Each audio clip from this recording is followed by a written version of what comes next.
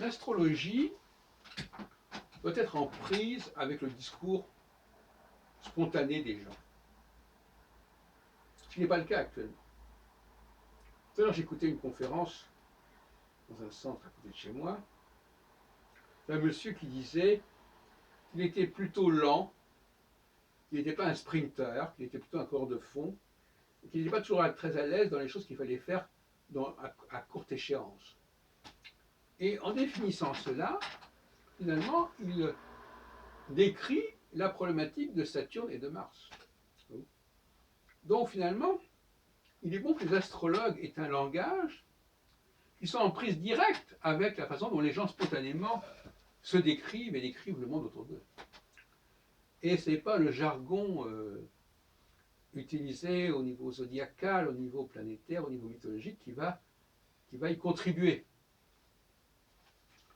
Nicolas a essayé de remplacer certaines notions mythologiques et symboliques par des concepts philosophiques comme existence, représentation, transcendance, etc. Bon.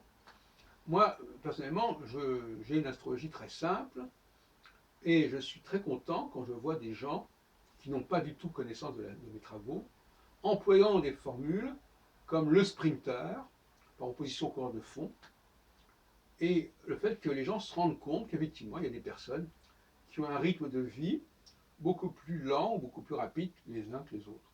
Ça me paraît excellent comme façon de voir les choses, et je m'en réjouis.